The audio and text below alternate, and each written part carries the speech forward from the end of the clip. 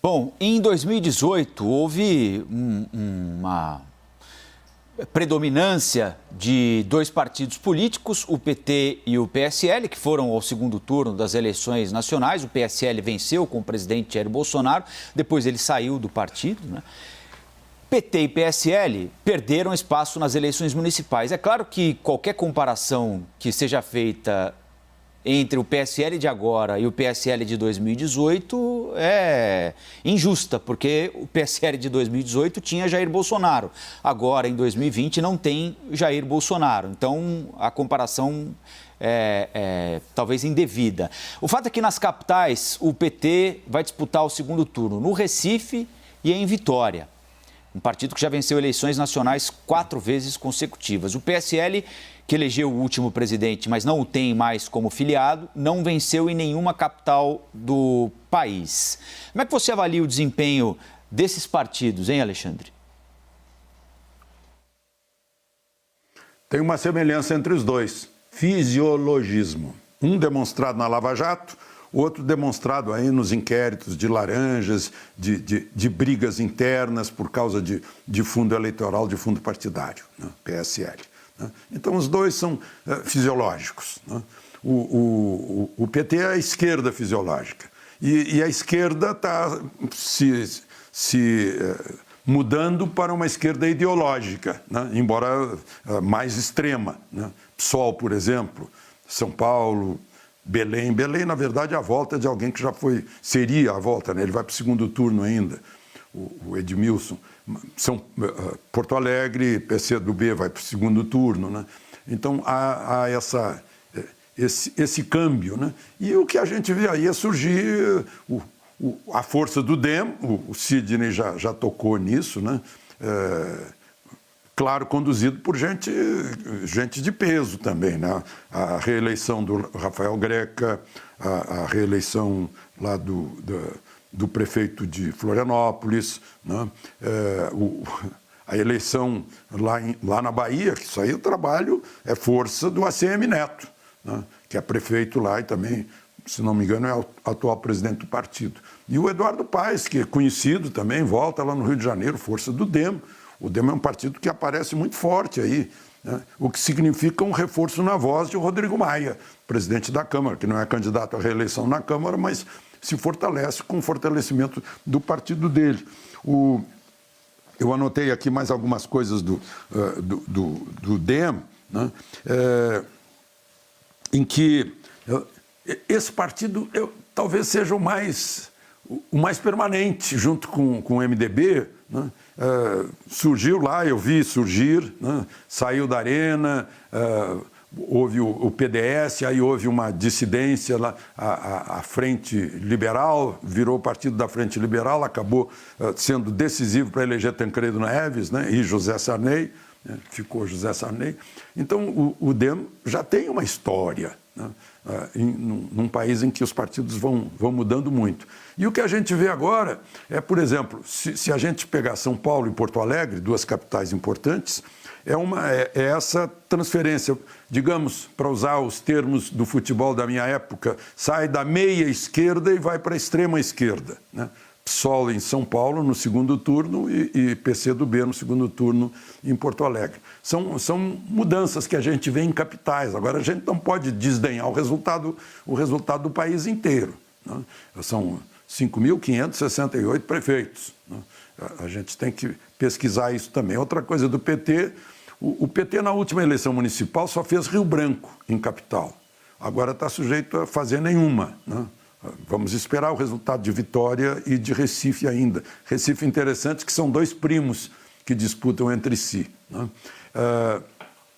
Lá em Goiânia, um outro fato que é de registro, que o candidato que vai para o segundo turno, como eu disse, está lá no Einstein, entubado de Covid, né? E vai ter que... Talvez ele não consiga provavelmente não conseguirá ir para a campanha, mas é uma pessoa conhecida. Então, temos essas mudanças aí que na verdade, são ciclos de eleições. Essa mudança de agora, vamos ver se vai se repetir daqui a 4 anos. Agora, em termos de reflexo para a eleição de 22, eleição presidencial, eleição de governadores. É preciso agora ver qual é a tendência dessa base municipal, que é a base de tudo, né? A força dos prefeitos e dos vereadores, que são lideranças políticas municipais. E você lembrou muito bem o desempenho do Democratas, Alexandre, e o MDB, apesar de não ter tido um bom desempenho em capitais, voltou a ser o partido com o maior número de prefeitos pelo país. Foi sempre um meio em que o MDB trabalhou muito bem, né? Pequenos e médios municípios, né?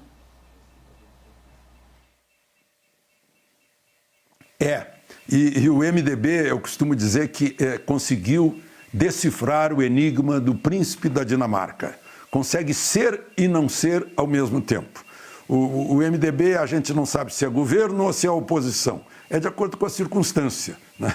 É um partido, vamos usar um eufemismo, muito prático, né? E com isso consegue um desempenho como esse, né?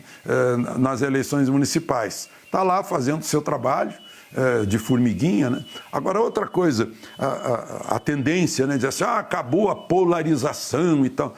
Não, acabou que não houve, o que não aconteceu. Vejam só, a última pesquisa, que é de fim de outubro, da Confederação, encomendada pela Confederação Nacional dos Transportes, a EMDA, uma pesquisa feita em 137 municípios, em 25 estados, e mostra o seguinte, sobre direita, esquerda e centro aqui no país. Para vocês notarem, não sou eu que estou dizendo, é a pesquisa que mostra, que derruba essa tese da radicalização, polarização, etc. Direita mais centro-direita, 32%. Centro, 17%. Esquerda mais centro-esquerda, 13,7%. Direita pura, 27,7%. Esquerda pura, 11%. Agora, as pessoas que estão aí para um lado ou para o outro, dá quase um terço do eleitorado. E essas são as que decidem as eleições. Aquelas que não se revelam como centro, direita ou esquerda, não. Eu vou ver o valor do candidato, não me interessa qual é a ideologia dele.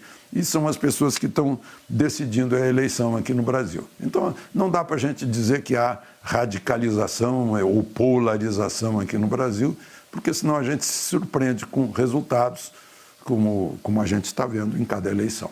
Então, Alexandre, aproveitando esses seus dados aí, eu queria te perguntar sobre São Paulo. Desde 1988, o PT ou vence a eleição ou fica em segundo lugar. Elegeu em 88 a ex-prefeita Erundina, depois em 2000 a ex-prefeita Marta e depois em 2012 o ex-prefeito Fernando Haddad. E a partir do momento em que foi instituído o segundo turno, sempre disputou o segundo turno, Gilberto Kassab, enfim, com José Serra, outros candidatos de um outro campo político.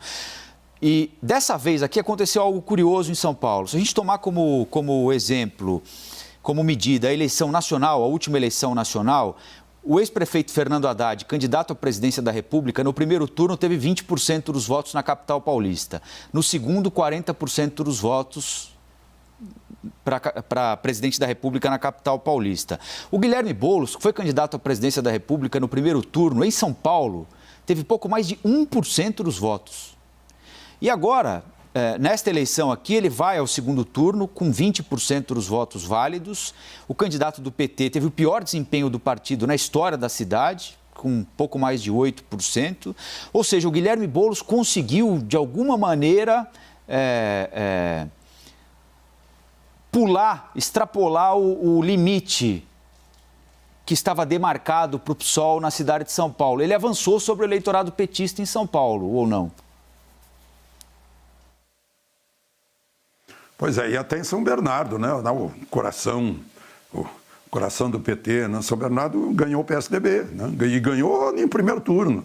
O Luiz Marinho ficou lá com 20 e poucos por cento dos votos, né?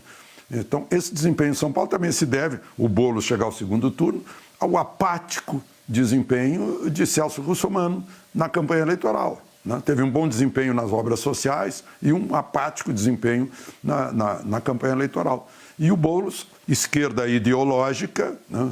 Eu chamaria de extrema esquerda, né? Está lá disputando com Bruno Covas, candidato apoiado pelo governador Dória, né? O segundo turno. Eu diria, né, que o talvez o favorito seja o Bruno Covas, assim como o favorito no Rio é o Eduardo Paes. Tudo indica que a vitória será essa. Já em Porto Alegre, em definição do segundo turno. Se a gente puder fazer alguma previsão aí para esse segundo turno emocionante, né, nessas cidades. Mas é o PT, a fisiologia do PT, comprovada na Operação Lava Jato, que derrubou o partido, né? Perdeu a credibilidade.